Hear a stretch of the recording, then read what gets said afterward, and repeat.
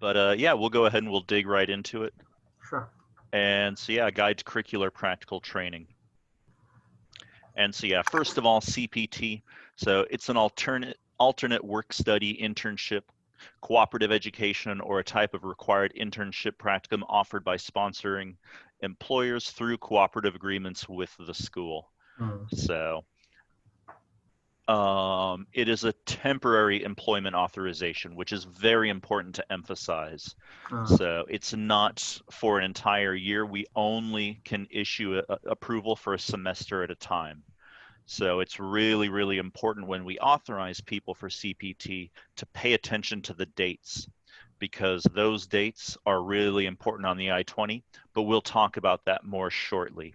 Okay. So it's issued by our office, the ISS office, to work off campus, where you receive any form of payment, compensation, and/or any course credit for the experience.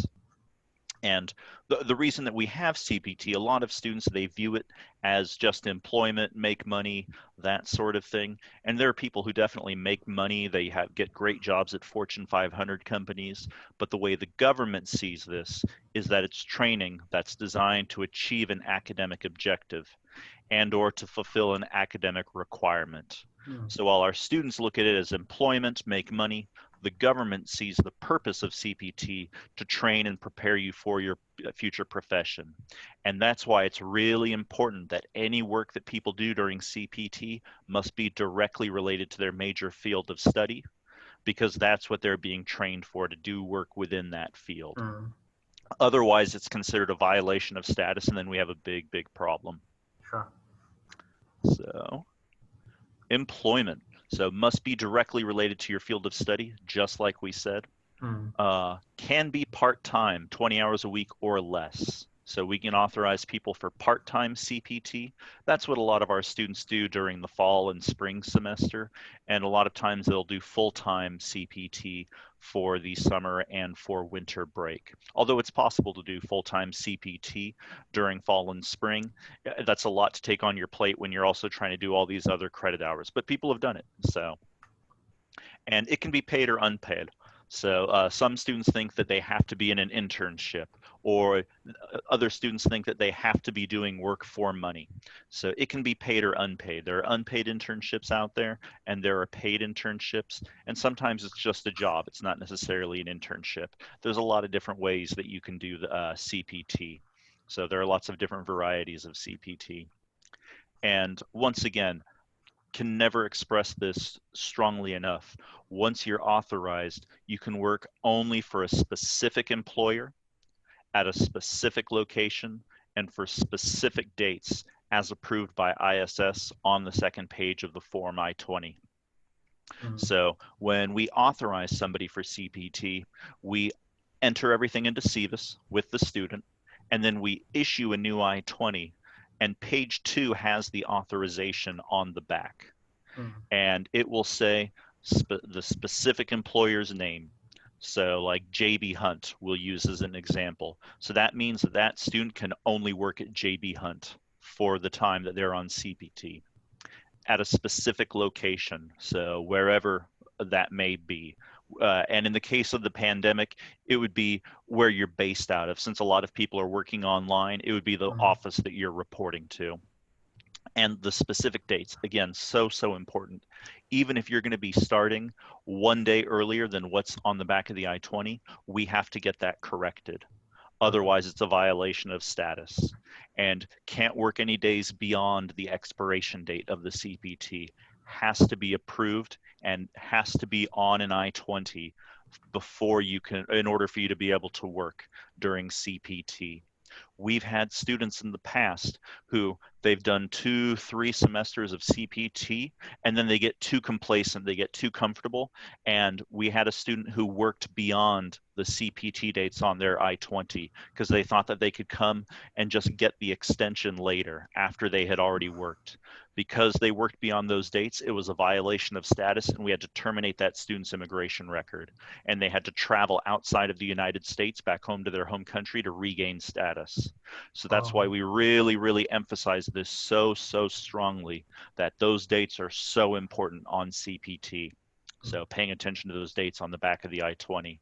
You know, we don't terminate the immigration record to be mean. It's a requirement because the student has violated status. And part of our agreement with the Department of Homeland Security, our ability to keep international students on campus, is that we follow those regulations, even if we don't like to sometimes. So every CPT authorization, first of all, must be an integral part of an established curriculum. So it has to be related to the coursework that you are doing.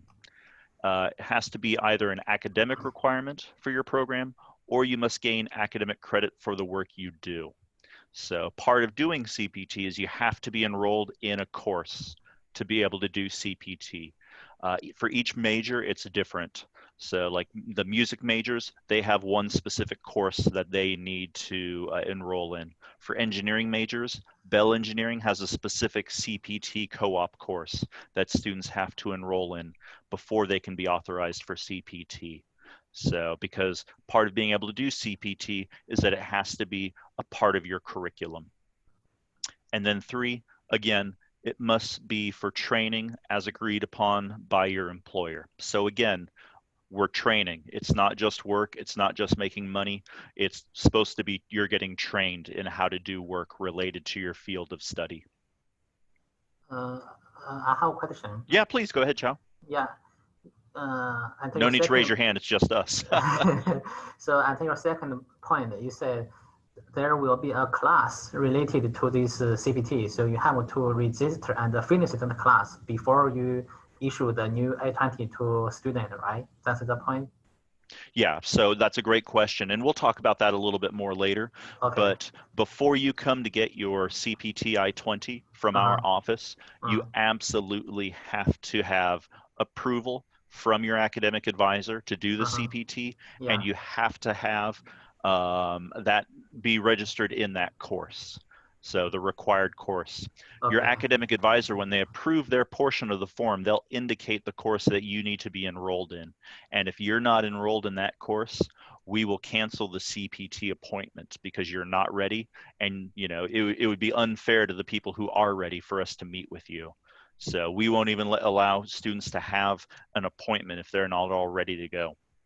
Okay. So very, very important. But yeah, good question. Does that answer the question completely? Yeah. Okay, perfect, perfect. All right. And then you may request CPT if an internship is a required of all degree candidates. So for the information systems students that are over in Walton College, they're required to do an internship. So that's one reason why they qualify for CPT. Or it can happen if you will earn academic credit for the work you will perform, such as co-op, internship, that sort of thing. And so that's the reason you'll need to be enrolled in that course. And remember, CPT is only available if you are currently enrolled, not after completion of your current program or after you have completed all required coursework. So we have a lot of doctoral students and a lot of master's students who they'll complete all their coursework and now they want to do CPT. Now they want to do an internship.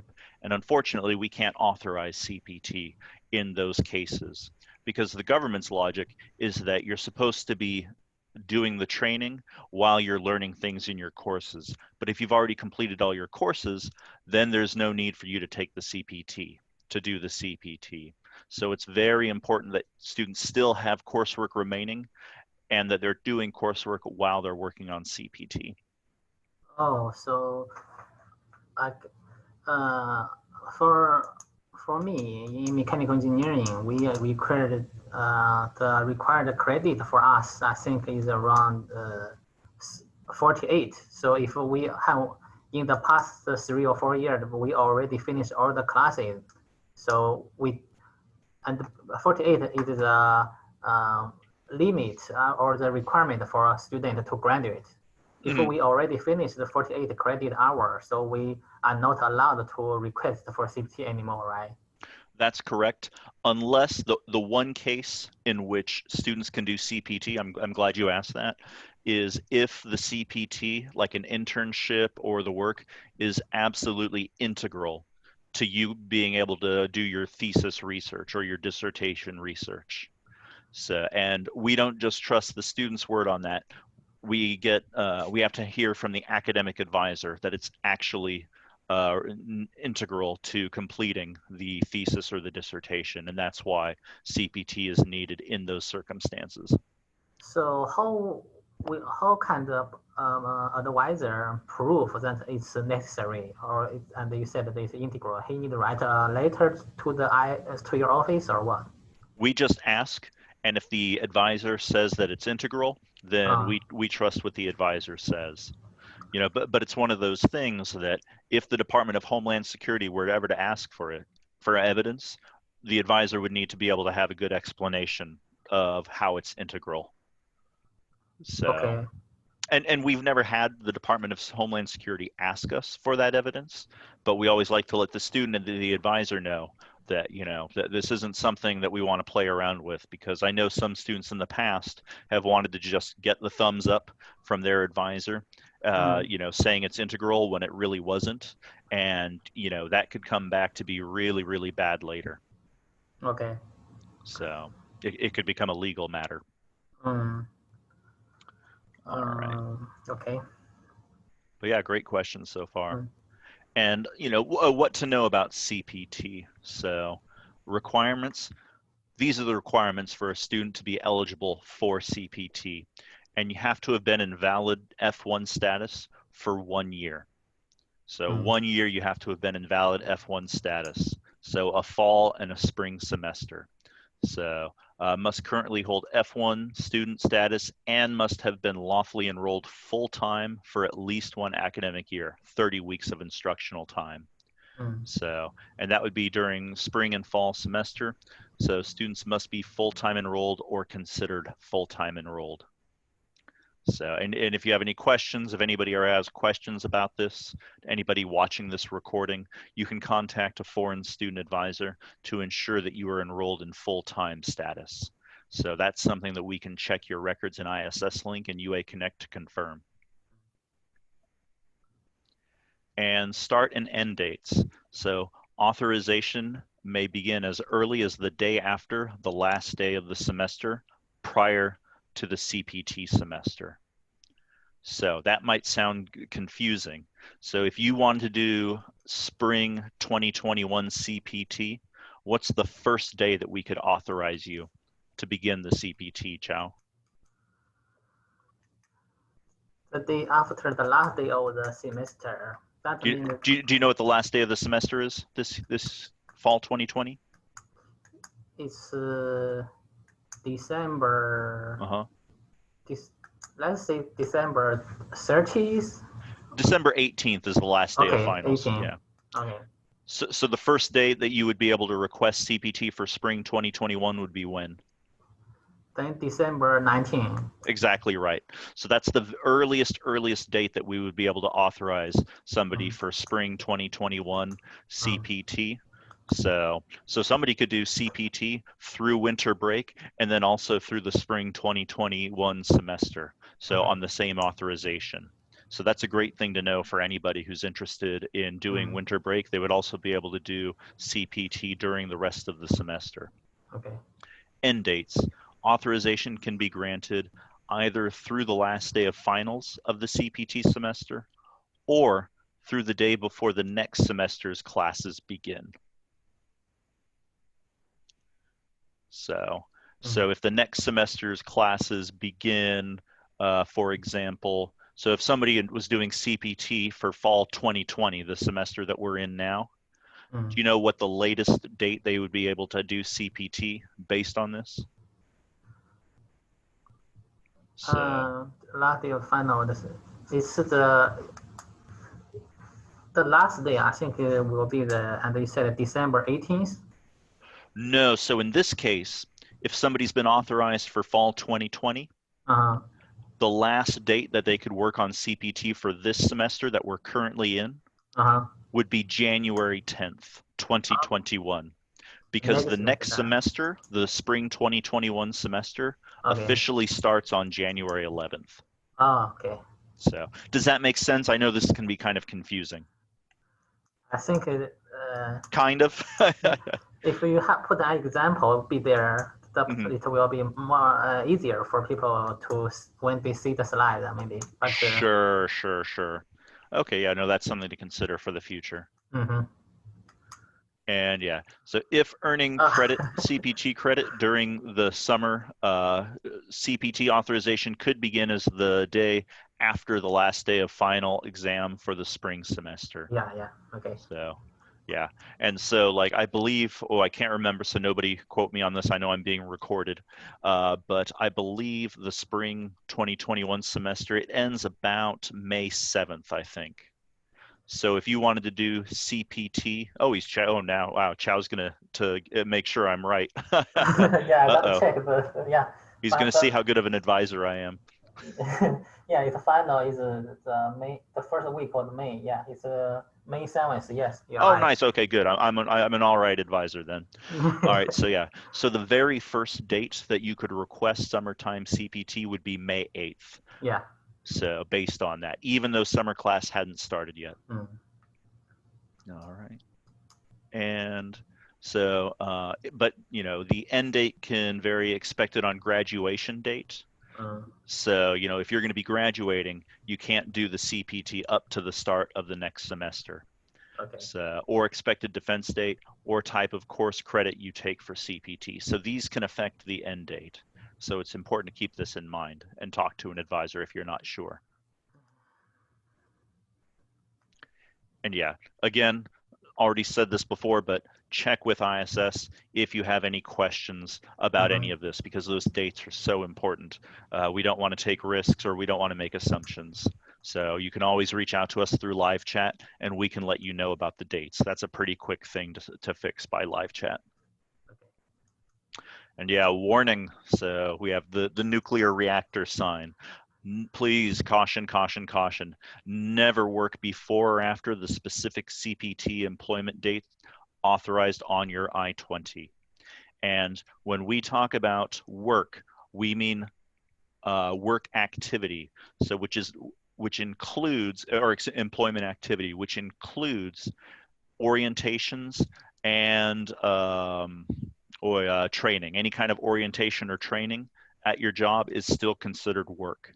Okay. So please take that into account when you're requesting your CPT start date, because we've had students make mistakes on that before, and they had to come back to us and they had to get new I-20s. They had to get new authorization for their advisor because they requested the wrong dates. And then again, never work for an employer other than the authorized, the one authorized on your I-20. Never, never, never. We have a lot of music majors who take numerous, they might have 4 or 5 CPT authorizations in one semester. They'll be doing like teaching piano lessons over here at this institute. They'll be playing the piano at like a church on Sundays that they're getting paid at. And then they might also be playing in some kind of like symphony. And that's totally fine. But each one of those different gigs, each one of those different work opportunities must be authorized in CPT. Okay. If the employer is not on the back of the I-20, you can't work for that employer. Very, very important. And if you take CPT as a research credit, meaning thesis or dissertation hours, your academic advisor or dean must provide an explanation as to how and why the CPT is required for your research and why this research cannot be performed on campus.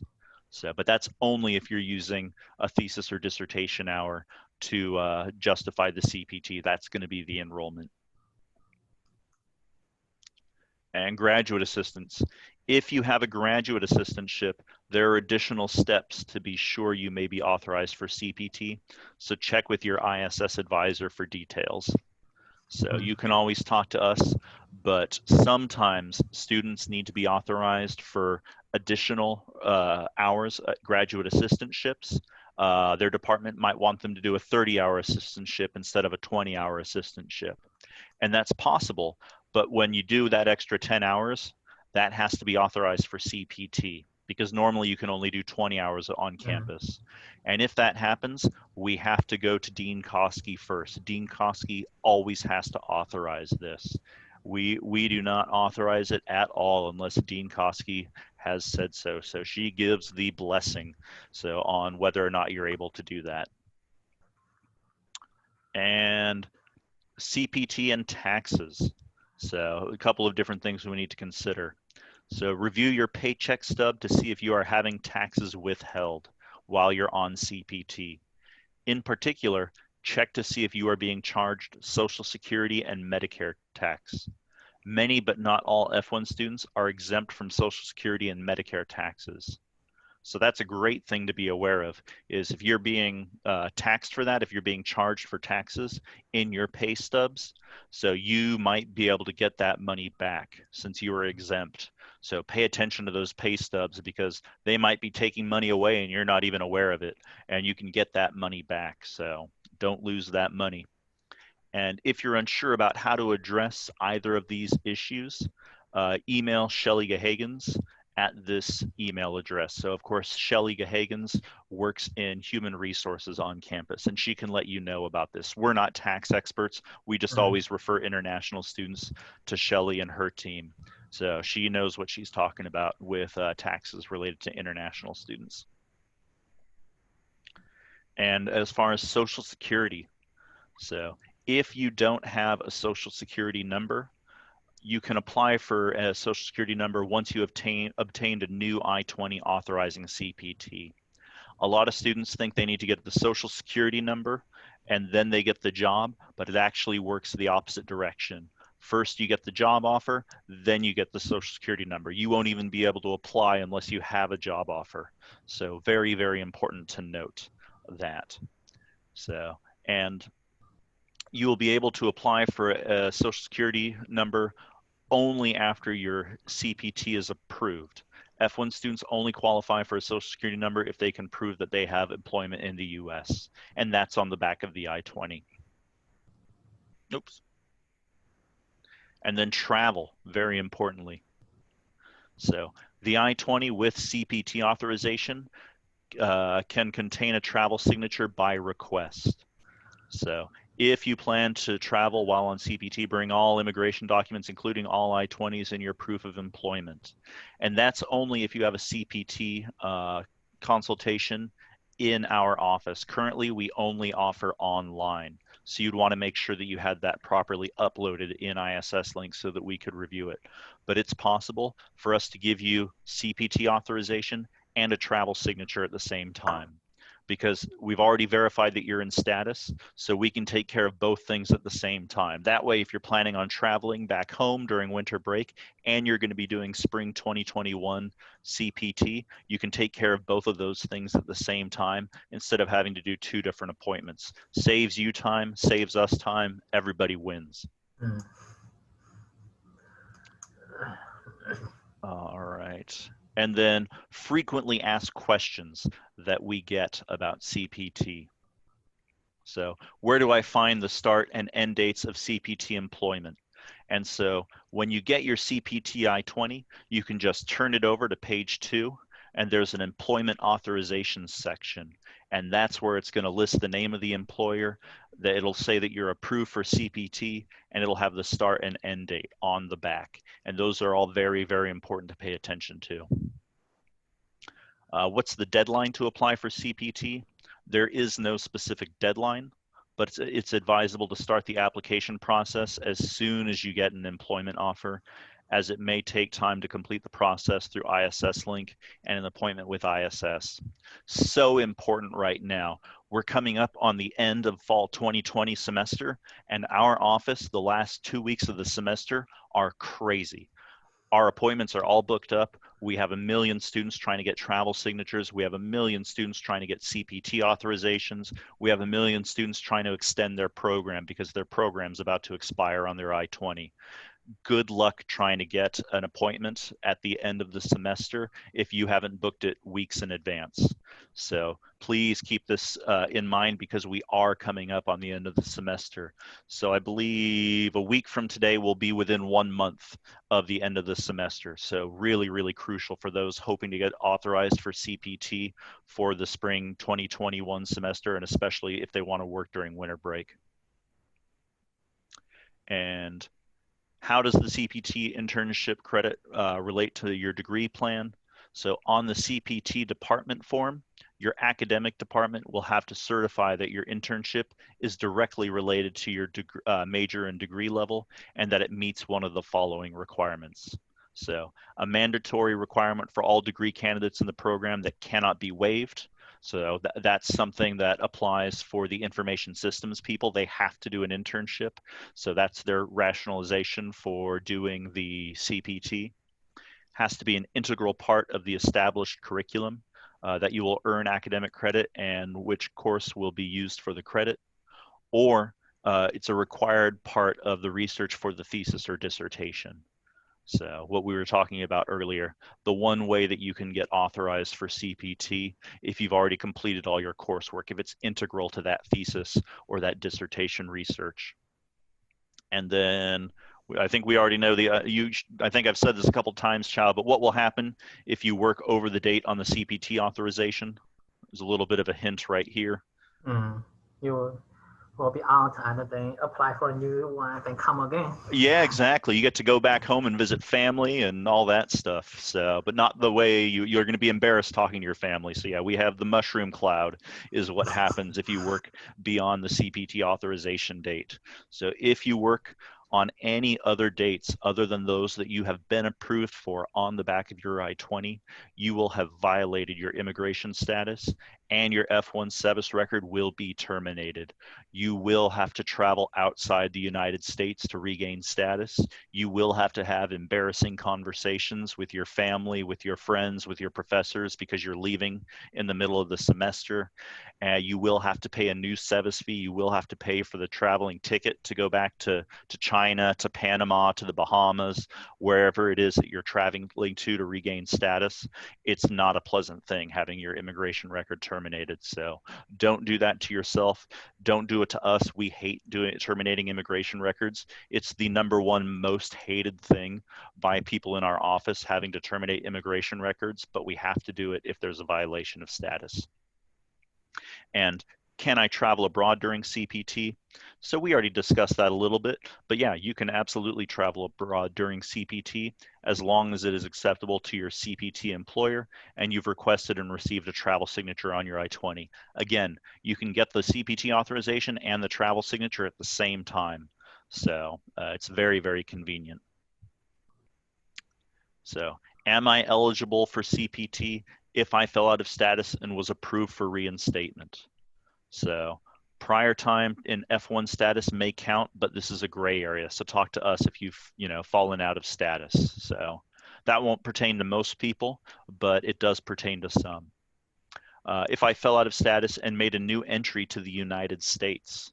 So if, for example, there's a termination of your immigration record, your clock would restart when you re-entry to the United States, and you would need to complete another academic year of full-time enrollment before becoming eligible again for CPT. So, this would be the example that we were talking about earlier. You have some violation of status, we terminate your immigration record. The day that you re-entered the United States with a new I-20, that would start the clock again for you to gain eligibility. And that's also true for OPT. So we had a very unfortunate incident about 1.5 years ago where a student violated status on their CPT. They didn't mean to violate their status, but they worked beyond their end date. And they did that in their last year of their program. And so that made them ineligible for OPT, because you have to be in F1 status for a full year in order to be able to apply for OPT. So yet another reason to please, please, please pay attention to those dates on your CPT I-20. OPT is such a fantastic thing. You don't want to lose it because of a small mistake on CPT. Am I eligible if I studied full-time on another status for at least 1 year before changing to F1?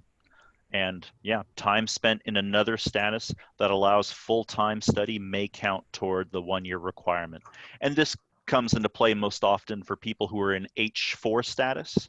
So they studied full-time at the University of Arkansas for a semester, and then maybe they switched over to F1 status and did another full semester. They've done 1 year of full-time status, so they can apply for CPT, even though they weren't in F1 status that full-time.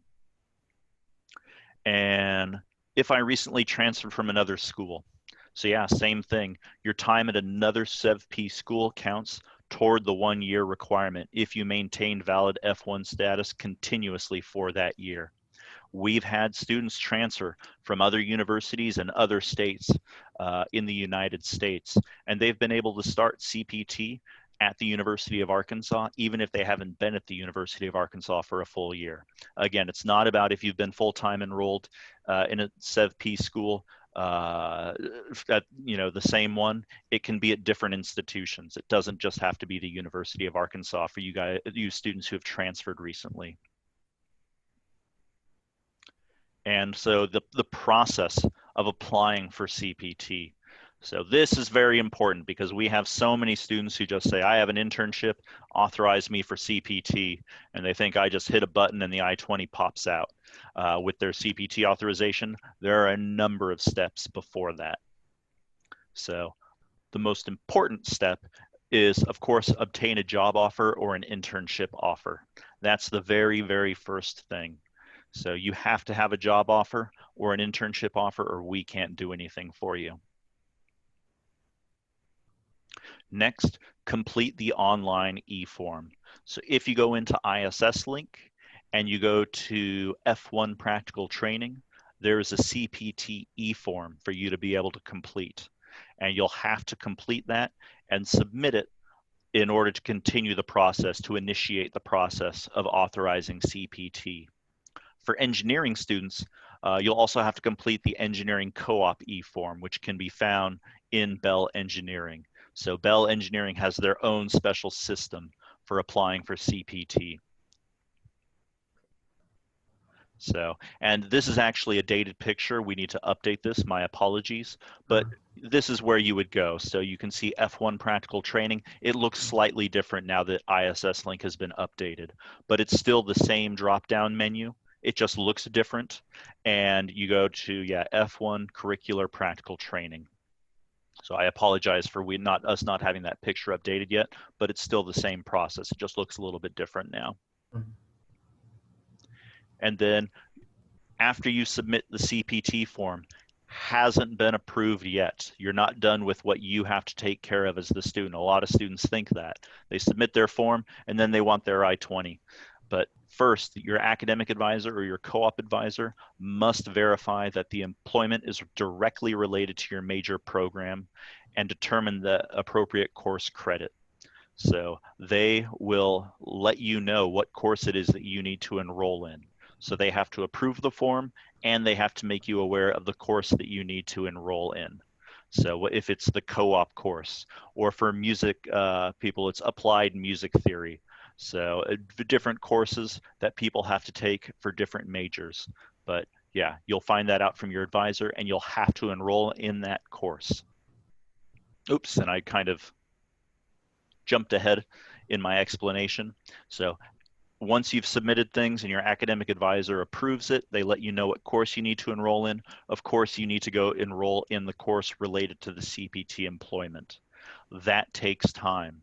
We have to be able to see that you are enrolled in that course in UA Connect, or we can't authorize your CPT for you. We have so many students who they'll have all the steps taken care of. They'll have even applied to have the course added in UA Connect, but it hasn't shown up in UA Connect yet. It's not about when the enrollment is initiated. It's about when it actually reflects in UA Connect. If you've submitted your application, you schedule an appointment, and we don't see in UA Connect that you're in the co-op course or you're in the applied music theory course or whatever the course is that you need to be enrolled in, we'll have to ask you to reschedule your appointment. We'll cancel your appointment because you're not ready yet to be authorized for CPT. Enrollment in the course is required by the Department of Homeland Security. They specifically say that. So if we can't verify that enrollment, we absolutely cannot authorize people for CPT. Okay. Oh, sorry, I'm not lecturing you like that. I'm telling everybody who's watching, Chow. So yeah, so I'm Okay. kind of presenting to you and I'm presenting to a larger audience at the same time. Okay. So, and did you have any questions so far, Chow? You're I have one in your the last slide, but I think you can finish it. Then we come back later, maybe. okay. Sure, absolutely. I'll go ahead and I'll finish number 5, and then I'll answer that question for you. So after you've submitted your form, after your academic advisor has approved it, and after you've actually enrolled in the course and it's reflected in UA Connect, then you can schedule an appointment with a foreign student advisor. So it would most likely be Ms. Audra Johnston, myself, or the new foreign student advisor that we have coming on very shortly. Her name is Ruby. She is also helping people. Ruby Bowles will be our new F1 advisor, and she will probably be processing a lot of CPT. You'll schedule your appointment with one of us. And yeah, steps 1 through 4 must be completed before you can schedule this appointment. We have our person at our front desk goes through to check and see if the appointments have completed everything in the ISS link. If everything is not completed, then we just ask people to reschedule because it's not fair for people to have to wait behind people who haven't prepared. So very, very important. And yeah. Oh, and I'm sorry, you had a question about the process first, Chow. What was your question? It's your previous point where you have the frequently asked the question down the slide. Oh, that's way back. Yeah. Yeah, well, which question was it? The first one. Oh, okay, yeah. Please go ahead. Not sorry, not the fourth one, but it's the third one. Yeah. Okay. About the qualification to apply for the OPT, you said if you finish all the required courses, you're not allowed to apply CPT, right? Correct, unless of course it's required as part of the research or thesis or dissertation. So yeah, so that's the one way that you can get out of it. You completed all your coursework towards your degree, but your academic advisor can verify to us that you have to take this course to be able, or to be able to do the CPT in order to be able to complete your research for your thesis or dissertation.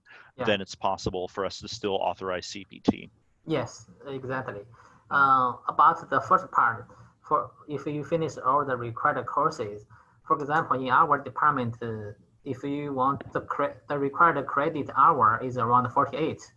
But I heard you can always enroll more classes than this 48. For example, if you enroll 50, it's also okay because the 48 is the lowest number you need to achieve to graduate, right? But you can always resist more classes if you want. So my question is, after you already finished the 48 hours, and then you registered another class, for example, the class, I think you get my point. Yeah, I understand. Yeah, you should be a lawyer, Chow. Are you in the law school? So yeah, so unfortunately it doesn't work that way. So the rule isn't if you're taking coursework. The rule is if you've completed the coursework necessary towards your degree program. So if you've already completed all 48 credit hours that you need, then unfortunately it would be considered that you completed all your necessary coursework, because it's not any coursework, it's necessary coursework. Okay, gotcha. Yeah, our Chinese students are great about trying to game the system and like figure out. You guys are great lawyers. I just say based on what you said, because it's no, it's good thinking. Absolutely, no, it's good. It's good. I'm not criticizing at all. No, you got to try and think. That's the way these things work. You have to think like a lawyer for this kind of stuff. So absolutely.